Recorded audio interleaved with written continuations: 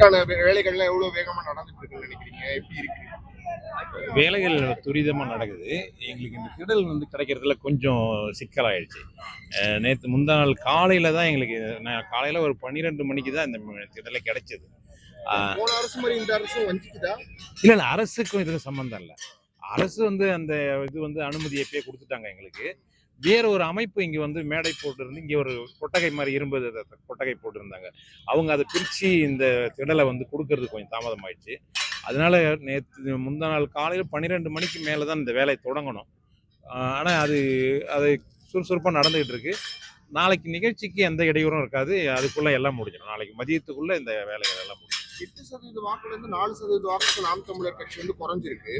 இந்த இதுவானது ஒரு ஒரு மன வருத்தத்தை தருதா, இல்லைன்னா உங்களுக்கு உத்வேகத்தை குறைக்குதுன்னு நினைக்கிறீங்களா? நீங்க ஓடணும்னு நினைக்கிற உத்வேகத்தை குறைக்குதுன்னு? இல்ல நம்ம கட்சி தொடங்கும் போதே இது ஒரு அரசியல் கட்சி எல்லாம் மாற்று அரசியல் புரட்சி அப்படின்ட்டு தான் அண்ணன் சொல்லி தான் எல்லா தம்பிங்களையும் உள்வாங்கினாரு. கட்சி உருவாக்குனாரு. அதில் நம்ம எல்லாருக்கும் கொள்கையை சொல்லி தான் நம்ம ஓட்டுக்கானவர்கள் இந்த நாட்டுக்கானவர்கள்ன்ட்டு திரும்ப திரும்ப சொல்லிட்டு இருப்பாரு. நம்ம ஓட்டுக்கானவர்கள் இல்லை, இந்த நாட்டுக்கானவர்கள் அப்படின்ட்டு. அப்போ இந்த நாட்டுக்கானவர்கள்ன்ற எண்ணம் இருக்கிற தம்பிங்களுக்கு சோர்வு வர்றதுக்கான வாய்ப்பு இல்லை. நம்ம உழைச்சி தான் அந்த 8.22 விழுக்காடு வாக்கை வாங்கணும்.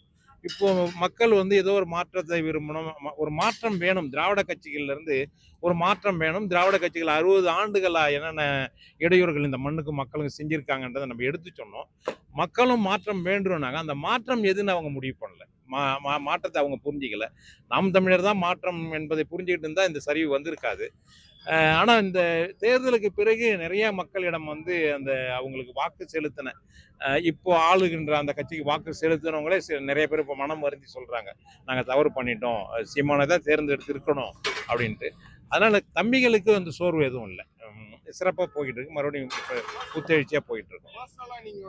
நீங்களும் வேலைகள் பார்த்துருப்பீங்க. அது எவ்வளவு கஷ்டமா இருக்கு? நம்ம போய் மக்களுக்கு டெய்லியும் உழைச்சிருப்போம். அந்த உழைப்புக்கு ஊதியம் இல்லை அப்படின்றது மனசு கஷ்டம் இல்லை. நம்ம தேர்தலுக்காக உழைக்கிறவங்க இல்லை, நம்ம எப்போதும் உழைச்சிக்கிட்டு தான் இருக்கோம். மக்களுக்கு ஒவ்வொரு தமிழ்நாட்டுக்குள்ளே உங்களுக்கு என்னென்ன சிக்கல்கள் இருக்குன்னு உங்களுக்கு நல்லா தெரியும்.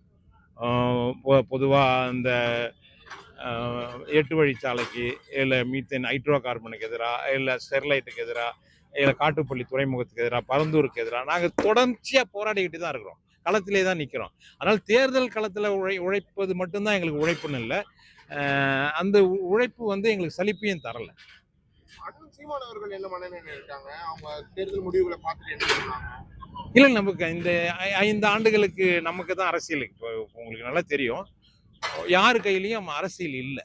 இப்போ அது திராவிட முன்னேற்ற கழகமோ இல்லை அனைத்து இந்திய அண்ணா திராவிட முன்னேற்ற கழகமோ இதெல்லாம் சொல்றதுக்கு அவங்க கிட்ட அரசியல் என்பது நாம் தமிழ் கட்சி கையில மட்டும்தான் இருக்கு. இந்த மண்ணுக்கானது இந்த மக்களுக்குமான அரசியலை நாம தான் எடுப்போம்.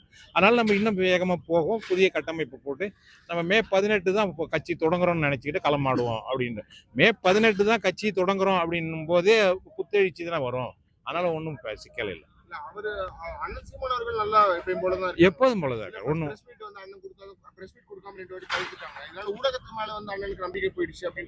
இல்ல. ஊடகத்துல நம்ம சொல்ல வேண்டியது எல்லாவற்றையும் அண்ணா சொல்லிட்டாரு. பொதுவாகவே ஊடகத்துல இந்த சென்ற இந்த 10 ஆண்டுகள்ல ஊடகத்தை பார்த்து வேற ஏதாவது கேள்வி இருக்கா அப்படின்னு கேட்கக்கூடிய ஒரு அரசியல்வாதியா அண்ணன் சீமான் தான் இருந்தாரு. இந்த மண்ணில் உள்ள எல்லா சிக்கல்களையும், இந்த மக்களுக்குள்ள எல்லா சிக்கல்களையும் ஊடகங்களை எடுத்து சொல்லிட்டாரு. ஊடகங்கள் தங்களுடைய டிஆர்பியை ஏற்றிக்கிறதுக்கு மட்டுமே அண்ணனை பயன்படுத்தினானே தவிர அண்ணனை கொண்டு போய் முறையாக சேர்த்தாங்களன்னா இல்லை.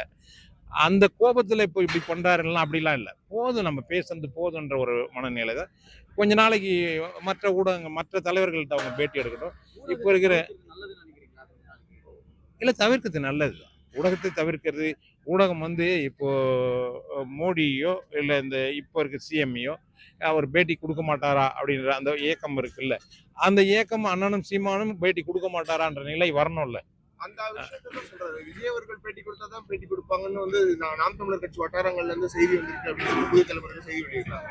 இல்ல அப்படி நம்ம கட்சி தம்பிகள் யாரும் அப்படி சொல்லல. அண்ணனும் அந்த முடிவுல எல்லாம் இல்லை. ஊடகங்களை சந்திச்சது போதும், நிறைய சந்திச்சிட்டோம், போதும் அப்படின்ற ஒரு மனநிலை தான். வேற ஒண்ணும் நடத்துவார். நிறைய கமெண்ட் செக்ஷன்ல பாத்தீங்கன்னா சாட்டை திரும்ப அதிகமா விமர்சனம் பண்ண ஒரு காரணம்னா சீமானுக்கு ஒரு பெரிய இழப்பாயிடுச்சு. அதை குறித்து நீங்க என்ன நினைக்கிறீங்க? இல்ல அவங்க சொல்றவங்க வந்து நாம் தமிழ் கட்சியோ இல்ல சாட்டை துரைமுருகன் வந்து அதிகமான விமர்சனத்தை வைத்தார், அவர் மேல ஏதாவது ஒரு குறை சொல்லணும், அதுக்காக வேண்டி அப்படி சொல்றாங்களே தவிர அது வந்து காரணம் இல்லை. சாட்டை துரைமுருகன் வச்ச விமர்சனங்களால் நாம் தமிழ் கட்சி பின்னடைவை சந்திச்சது என்பது காரணம் இல்லை.